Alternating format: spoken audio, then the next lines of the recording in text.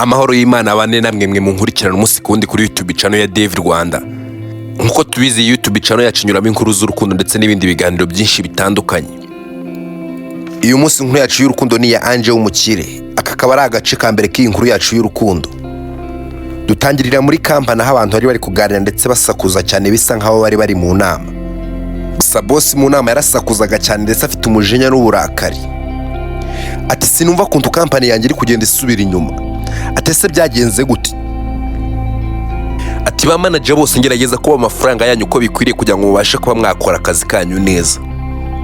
Ariko ntabwo ndi kumvana n'ubu ngubu impamvu kampani yanjye iri kugenda isubira inyuma. Ataho twacukuraga amabuye y'agaciro bigaragara ko tuyacukura ariko n'ubundi igihombo kirakomeza kwiyongera. Ati ngiye kugenda ndetse ndebe bitabo byose ndebe niba ntaho mwaba munyereza amafaranga yanjye. Kuko ntabwo mbyumva neza kuntu naba ndi gutsindwa ndetse bigeze aha ngaha. Ati kampani yanjye icuruza amabuye y'agaciro ndetse kanayatunganya. Ndashaka ko itera imbere aho kugira ngo itere imbere ndi kubona igenda isubira inyuma. Ati rero sinzi ikibazo na n'ubu ngubu mufite rwose. Ati mwese mugerageze mukore cyane kandi mwirinde gusubira inyuma rwose kugira ngo turebe ko kino cyuho ndetse na runo ruhombo ruri muri kampani haraho twaruhagarikira. Boss akiri kuvuga ndetse asakuza cyane dore ko yarababaye bitewe nuko yabonaga kampani yiwe iri gusubira inyuma. Patrick umwe mu bakozi be yase kahaguruka ndetse aramubwira ati mabuje ariko tugerageza uko dushoboye rwose. Ati se nimba mugerageza uko mushoboye ni gute igihombo gikomeza kwiyongera. Ati mabuje tugomba kureba neza tukareba aho ikibazo kiri rwose.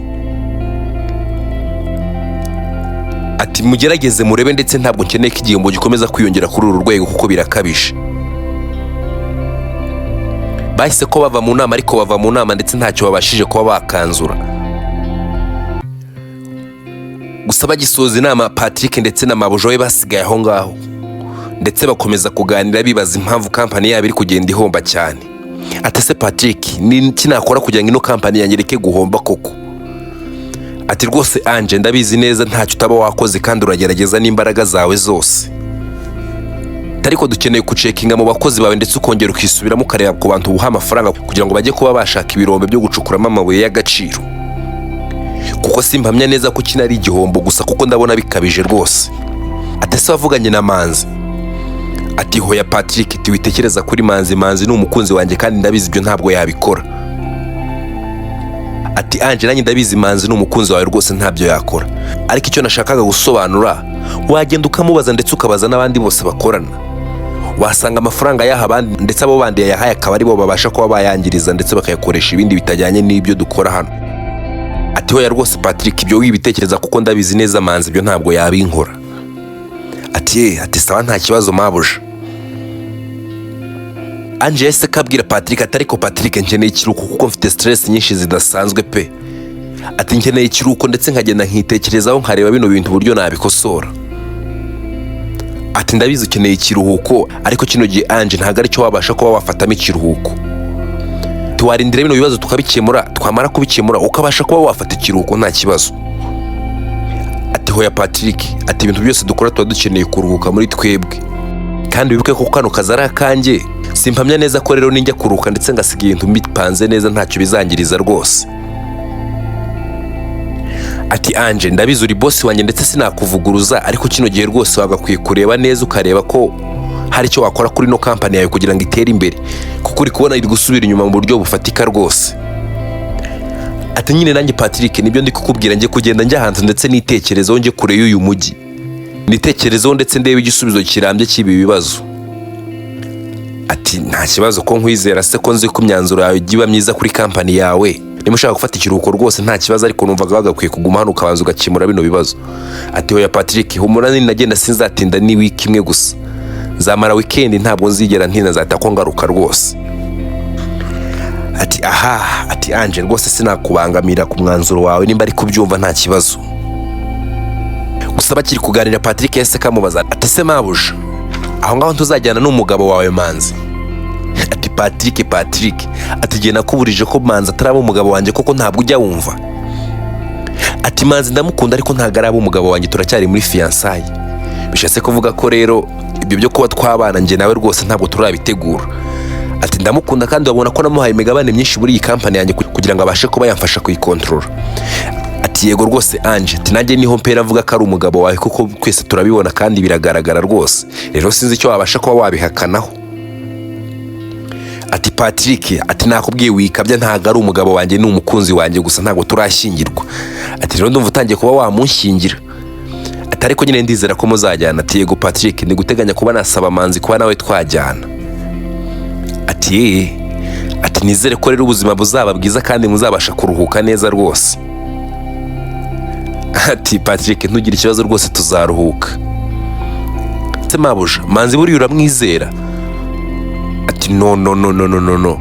Ati Patrick, nawe uri gukabya rwose. Ati ni gute nabura kwizera umukunzi wanjye? Ati Ange, buriya nubwo nyine uri boss wanjye ariko urabizi twarakuranye kandi turaziranye cyane. Ati uri inshuti yanjye kuva mu bwana, ni nayo mpamvu ndahanga ndetse mufasha kuba nakora kano kazi. Ati rwose Patrick, ati wikivuna, nanjye ndabizi kandi mbiha agaciro rwose. Ati kandi ndabizi neza njye nawe nindufatikanye no company zatera imbere. Ati rero Ange, niyo mpamvu mba nkubwira ndetse nkubaza cyane, ati se wizera umugabo wawe? Nako mbabarira bijya binshanga cyane. Ati se wizera Manzi bigeze hehe? Ati se Patrick, ntamwizeye nakora iki koko? Ati urabizi ndamukunda kandi nawe arankunda. Ati rero kugira ngo ibintu byacu basi bigire ishingiro nuko tugomba kwizerana hagati yacu rwose. Ati nta kibazo rwose mwizerane nkuko bivuga, ariko Ange mba numva nguhangayikiye ndetse sinshaka ko company yawe isubira inyuma rwose, kuko ino company urabizi nibwo buzima bwacu, ni twebwe tugomba kwikorera ndetse ikagira aho igera ndetse ikaguka. Ati Patrick, ati wigira ikibazo, turabizi neza bino tugomba kubicamo kandi tukabicamo neza cyane. Ati rero ntabwo ndumva nta mpamvu ufite yo kuba wagira ubwoba, tuza rwose. Ati nta kibazo, reka ntuze gusa dukomeze dushaka uburyo rwose twakora kugira ngo ino company yacu itabasha kuba yajya mu gihombo. Ati nta kibazo Patrick, tugomba kubikora kandi tukazabigeraho rwose. Ati nta kibazo Ange, ati uzanezerwe we na Manzi wawe. Ati nanjye njya nifuza kuba nagira umukunzi umeze nkawe rwose. Ati Patrick nawe uransetsa rwose. Ati kuba wagira umukunzi umeze nkanjye, ati nta kibazo rwose uzamubona. Ati kandi uretse no kuvuga ngo uzamubona, si uko wamubuze pe. Ati oya. Ati we ntabyo uzi Ange, ati abakobwa barabuze ndetse beza b'umutima bameze nkawe. Ati Patrick, abakobwa b'umutima bariho gabanya itiku rwose. Ati ubwo utangiye ibintu by'amatiku rero genda ujye kwenjoyinga we na Manzi wawe. Ati buriya Manzi rero yarakuntwaye nuko utabizi neza. Ati nanjye nahoraga nifuza ko twazabana ndetse tukaba abagore n'abagabo. Ati ndubyibuka tukibikina mu by'abana kera turi abana. Ati Patrick, ati ibyo byibagirwe byari iby'ubwana rwose. Ati nyine njya nkumbura bya bihe tukiri abana, ati kuko nabonaga ari byiza kandi byari iby'umugisha. Ati Patrick, ndabizi neza byari iby'ubwana kandi nawe urabizi, ntuzi se ko twabyitaga iby'abana. Ati byari iby'abana gusa, ati nyine narabikundaga tu. Ati ubwo utangiye gufatwa na mosiyo rero ntabwo biri muri gahunda rwose Patrick. Reka njye kuvugisha Manzi, nimara kumuvugisha ndebe ko yanyemerera ko tuzajyana. Ati kume nturana bimusaba. Ati Patrick, ndabizi nyine ntabwo ari busu yabyanga koko. Ati ntabwo yabyanga ko dore ko nawe ashobora kuba gukunda rwose. Ati Patrick, ntukavuge ngo ashobora, ntabwo arankunda kandi ndabizi neza. Ati sawa nta kibazo. Ati se muzajya gutemberera he ko wabimbwiye sinabyumva neza? Ati Patrick, nkeneye kujya ahantu ho mu ntara basi nkajya mu cyaro, nkajya ahantu hatuje kuko nkeneye kuruhuka pe, mfite stress nyinshi. Ati cyakora Ange wahisemo neza, mu cyaro burya niho hantu waruhukira kuko n'ubundi mu mujyi usanga imodoka ndetse n'uruza rw'abantu bigabasha gutuma utaruhuka neza n'ubundi. Patrick, nanjye niyo mpamvu rero ushaka kujya mu cyaro kugira ngo ndebe ko naruhuka. Ati rwose uzaruhuka neza dore ko none uzaba uri kumwe na Manzi. Ati hazashya rwose, azaba ari byiza rwose. Ati Patrick, ati ndabizi nyine mfite ibibazo byinshi ariko ngomba kubyirengagiza nkaruhuka kuko ntaruhutse nasara pe. Ati nta kibazo Ange, reka nsohoke nanjye ngende njye kugira utwo ntegura turasubira. Ati nta kibazo rwose Patrick, turi kumwe ndetse tuzasubira. Ati haryo ntituzongera kubonana vuba.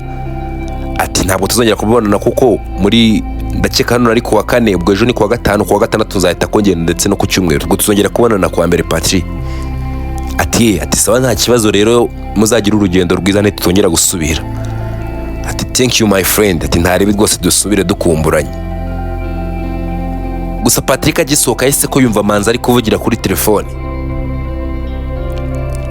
Ati rwose ntimugire ikibazo, ati ndabizi neza Ange agiye kuba yampa andi mafaranga yo gushora mu butaka. Ati rero nayampa nzahita ko nyabaha ndetse ntimugire ikibazo kandi nzareba ibindi mubeshya ntabwo azangora kuko urabizi neza karankunda karansariye. Ati ndabizi karankunda karansariye gahora kantekerezaho kandi nge murabizi gahunda mfite no kugira ngo ino company mbashe kuba nayihombye. Ati ntimugire ikibazo rwose. Ati rwose imigabane yose bizarangira nyimutwaye. Ati ntimugire ikibazo nibiba ngombwa zanashyingirwana nawe rwose. Ariko birangira ino company tuyegukanye. Ati hoya. Ati ntimugire ikibazo cyo kuba twakompeta nawe. Ntabwo azigira bajya hejuru ndabizi neza. Ati Manzi turakwizeye rwose. Ati uzakora ibishoboka byose kugira ngo iyo company y'uwo mukobwa isubire inyuma. Ati ntimugire ikibazo kuko ubu ngubu byaranatangiye yatangiye guta mu mutwe rwose. Ati se Manzi urabizi neza ko atazakuvumbura. Ati hoya ntimugire ikibazo ntabwo azamvumbura. Ati kuko icyizere namuhaye ntabwo cyatuma mvumbura rwose. Aranyizera kandi arankunda cyane. Atabwo turi no gupanga ubukwe mu minsi iri imbere. Ati rero murumva biragoye kuba yamvumbura ndetse agatekereza kandi ngiye ndi gutuma company yiwe ihomba. Ibyo byose Patrick yarabyumvaga ndetse aratungurwa cyane. Dore ko yarazi neza ko Manzi ari inshuti ya Ange ndetse bari gutegura kuba bazabana. Gusa Patrick yase katangira kuri codinga Manzi ibyo yavugaga byose. Yigamba ndetse avuga ko company agomba kuyisubiza inyuma byange bikunda azakora uburyo bushoboka bwose. Gusa Manzi akimara kuvugira kuri telefone yarebye inyuma itabona Patrick amuri inyuma ndetse agira ubwoba bwinshi arikanga. Ati Patrick. Ati Manzi ko wikanze bigenze biti. Ati wari uri hano kuva ryari. Ati ubu mbonye niho ngishikano rwose. Ati se umeze neza. Gusa kimubaza ngo ameze neza Patrick nawe yase ko yiyumanganya ndetse atangira kumwiyoberanyaho. Ati hoya rwose Manzi ati company bimeze nabi rwose urabona ko iri gusubira inyuma rero ntabwo twese twamera neza kandi urabizi company ni idutunze. Manzi arangije araseka cyane.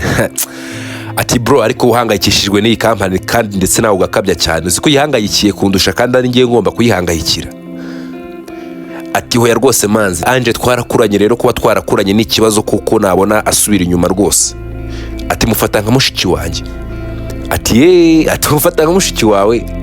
Ati yego rwose Manzi niyo mpamvu ntabashaka ko company yiwe yasubira inyuma rwose.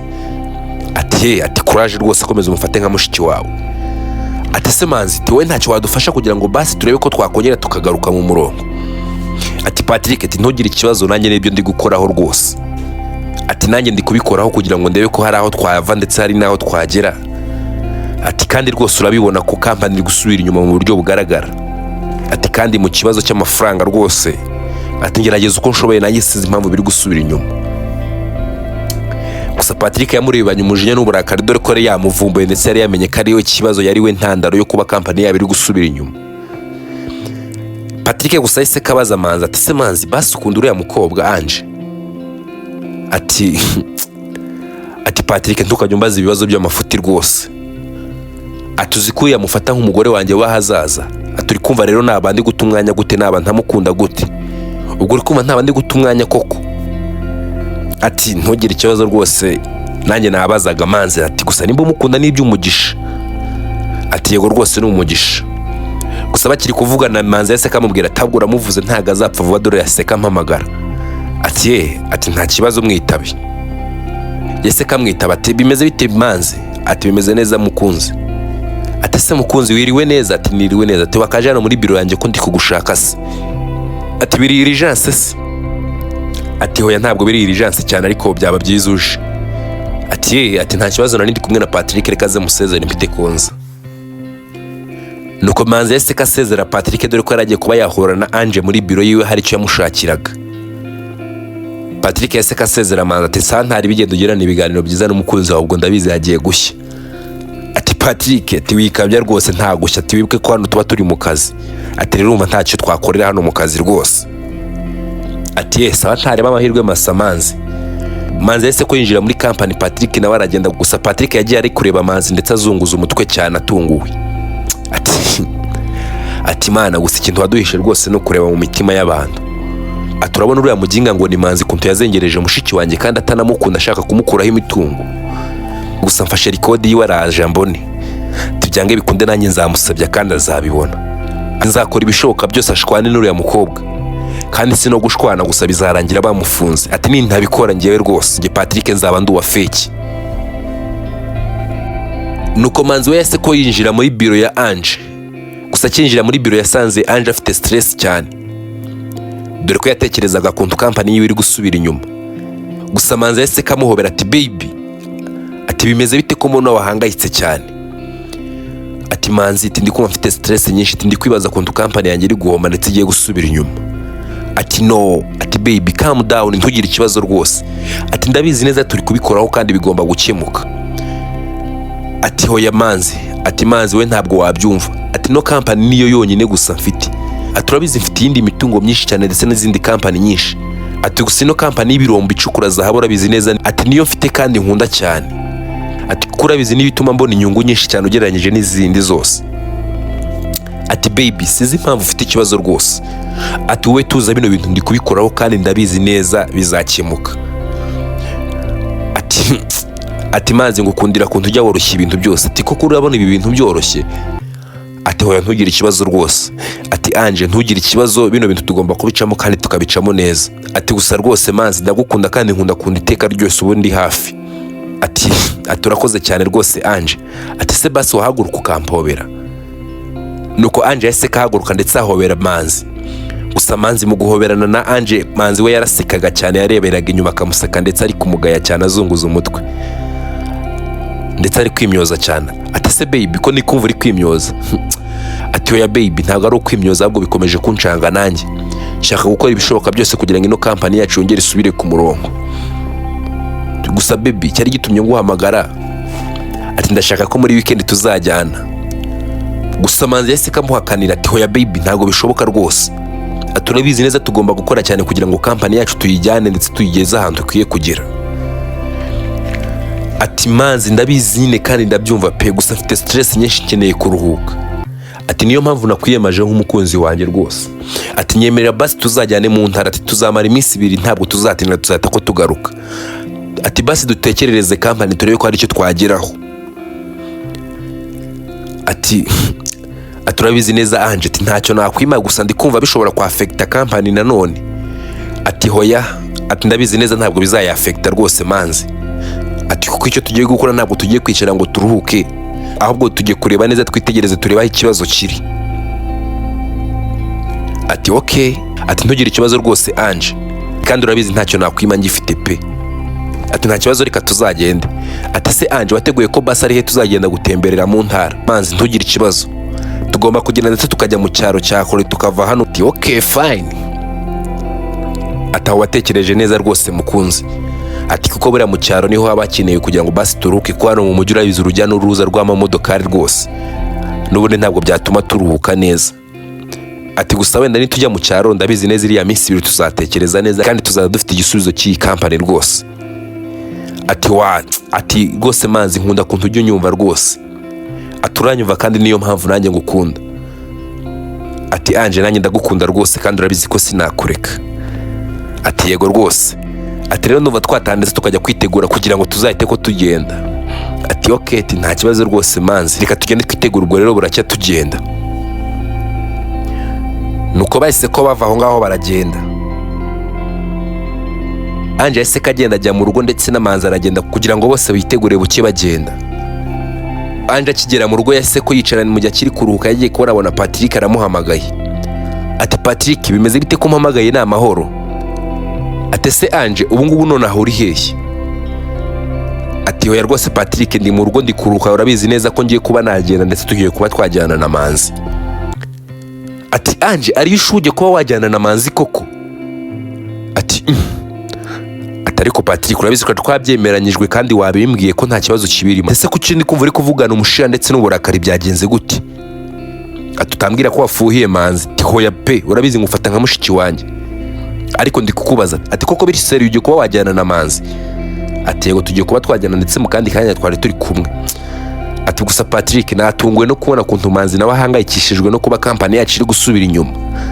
Ati ndetse nawe yanyemereye ko ajya gukora uko ashoboye kugira ngo turebe ko twasubiza company yacu ku murongo.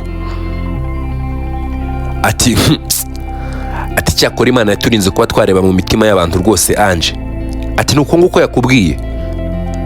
Ati Patrick calm down. Ati se ko ndi kumva umeze gutyo kuri kuvugira mu migani, wabaye open ukambwira ikibazo ufite, ntabwo ndi kubyumvana n'ubu rwose. Ati Ange ati natunguwe ndetse byandenze, nanjye ndi kubura uburyo mbikubwiramo. Ati hoya Patrick wimbwira gutyo, tese ni kihe kibazo gihari? Ati suri he basi wanyemera tukabonana ubu ngubu ko ngukeneye, ntabwo ibintu nakubwira twabivugira kuri telefone. Ati hoya, ati urumva ntabwo naza ngo tubonane kandi ngiye kugenda. Ati ariko byaba byiza umbwiriye kuri telefone Patrick, rwose nta kibazo umbwiriye kuri telefone. Ati hoya rwose Ange, ati ntabwo byashoboka. Ati ubwo ngubwo nzakubwira ugarutse, nugaruka nabwo simbizi. Ati ni ingaruka? Ati oya. Ati sorry nari ncitswe aho ngaho rwose. Ati sorry Ange, nari ncitswe aho ngaho, sinzi kuntu nanjye ibyo ngibyo mbivuze. Ati oya Patrick, turabizi ngufata nka musaza wanjye, uzi ko utangiye kuntera ubwoba. Ati se Patrick wambwiye ari ikihe kibazo gihari? Ati Ange ntugire ikibazo rwose, ahubwo ugire urugendo rwiza. Ati ubwo tuzahura ndetse tubonane. Ati ariko Patrick byaba byiza umbwiye. Ati hoya humura tuzabonana ndetse tuzavugana, ntugire ikibazo rwose. Patrick yahise kakupa Ange, gusa kimara kumukupa yahise ko yigaya cyane. Ati se ko kubona ubuhe bugoryi nari nkoze koko? Ati nanjye guhita ko mpubuka ndetse mubwira ibintu by'uriya musore. Ati nari kuba mpubutse rwose. Ati ya nari ngiye kuba namubwira ko ari uri gutuma kampani y'isubira inyuma. Ati hoya, ati nkeneye gukusanya ibimenyetso birenze ibi ngibi mfite, kandi ndabizi neza nzabikora mpaka uriya musore agiye hasi. Ati kandi azahita akashwana n'uriya mukobwa, ndabizi neza. Nuko Patrick nibyo yatekerezaga ndetse ahita akaruhuka bitewe nuko atarabwiye Ange ukuri, dore ko yari abitekereje nkaho yari agiye guhubuka. Ariko Ange we yakomeje gutekereza ku bintu Patrick yari amubwiye ndetse abitekerezaho cyane, agira ubwoba. Yahise ko yandikira Patrick message nubwo bari bamaze kuvugana. Ati se Patrick wambabarira ukambwira ibintu wari ugiye kumbwira ko utumye ngira confusion nkagira ibibazo byinshi cyane. Patrick akibona yahise kamusubiza.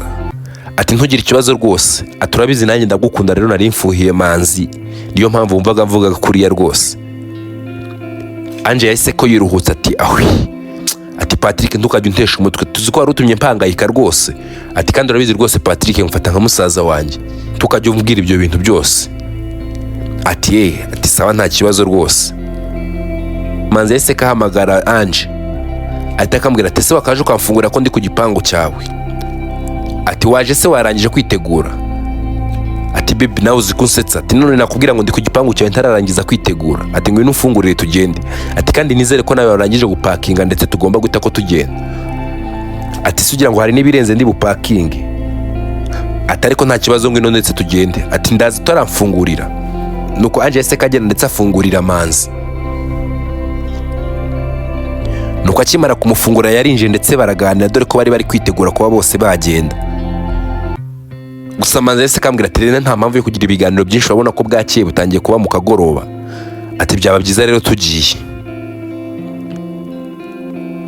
Ati okay ntari bireka nzana ibikapu byanjye ndetse nawe tugende. Ati se turakoresha imodokari yawe cyangwa turakoresha iyanjye? Ati hoya rwose Ange nta mpamvu yo kujyana iyawe. Ati reka tujyane iyanjye. Ati hoya, ati Patrick urabizi neza ko imodokari yanjye rwose irenze iyawe, kandi yanjye niyo nziza kandi irukanka cyane niyo mu misozi. Ati kandi urabizi ko tugiye mu cyaro. Ati uriya modokari rwawe rungana kuriya runini koko turarujyana he Ange? Ati hoya rwose Manzi, ati urabizi neza imodokari yanjye ni nziza kandi irukanka cyane ugereranyije n'iyawe. Ati rero reka bariyo tujyana. Ati okay nta kibazo, uzana igikapu cyawe tugende. Nuko bahise ko bafata igikapu ndetse baragenda binjira mu modokari. Gusa bagendaga baganira ndetse bari banezerewe, dore ko bose bari bagiye mu cyaro kugira ngo babashe kuba bakivura stress, dore ko batekerezaga ko ariho bagiye kuba baruhukira ndetse bagatekereza icyatuma kampani yabo isubira ku murongo. Gusa nubwo byari bimeze gutyo, Ange we ntabwo yari abizi neza ko bari kumwe ari uri guteza ibibazo muri kampani yiwe ndetse akaba amwita umugabo we. Baragenda ndetse bagenda banezerewe cyane bari guserebura. Ati ndabizi neza tuzagaruka zino stress twazirangije ndetse nta kibazo dufite. Ati Ange ntugire ikibazo rwose, kampani ntizasubira inyuma kandi nzakora ibishoboka byose nk'umugabo wawe. Ati Manzi turambwira ati nk'umugabo wanjye koko tutaranashyingirwa. Ati ariko urabizi nta gihe dusigaje kugira ngo tube twakora ubukwe. Ati nta gihe dusigaje ariko wibuke ko icyo gihe gihari nacyo. Ati rero sinzi impamvu uri kumbwira gutyo. Ati oya ntugire ikibazo rwose. Ati ndabizi tuzashyingirwa. Ati ntunkunda se? ati Manzi ntukajye umbaza ibibazo by'amafuti nk'ibyo ngibyo, ati ntubizi ko ari we muhungu nkunda gusa, ati nanjye ariko urabizi ko ari we mukobwa gusa nkunda, ati yee, ati ntugire ikibazo rwose, ati icy'ingenzi nuko dukundana rero nta mpamvu yo kugirana ibibazo, ati ntunyizera se, ati Manzi ndakwizera kurusha uko bitekereza, ati okay nanjye ndakwizera rero ntugire ikibazo. Gusa bakirenga mu mujyi Manzi yatangiye kwirukansa imodoka cyane, ati Manzi wagiye gakenye uyobe ko nyangira ubwoba ndetse ngira isereri, ati Ange ati wigira ikibazo, ati ntubona ko tugeze mu cyaro se, tugeze mu muhanda wo mu cyaro kandi urabizi ntazi n'imodoka ziba zinyuraho. Nuko Manzi yakomeze kwagiserera ndetse arirukanka cyane yirukansa imodokari. Gusa Ange akajya amubwira ati please Manzi wambabari ukagenda gake ushaka kunyica koko, ati wa ntugire ikibazo, ati se nakwica mukunzi. Manzi yakomeje kwirukansa imodokari cyane, gusa Ange wakomeza kumubaza ati wambabari ukagenda gakeya, atabwa mbara sentire neza ariko ntugire ikibazo ntacyo turi bube rwose. Manzi utangiye kuntera ubwoba rwose, tuwaretse ukagenda gake tutabasha kuba twagonga. Gusa bakigenda bitewe nuko Manzi afite umuvuduko mwinshi yahise kagonga. Gusa kigonga Ange yahise kavugira hejuru ati Manzi agace kacu ka mbere nahanga karangiriye. Ku nkuru yacu y'urukundo ya Ange w'umukire, kwibutsa gukora subscribe kuri David Rwanda kugira ngo ujye ubasha kunkurikirana ndetse no kuzira imbuga zose yaba ari kuri TikTok ndetse no kuri Instagram.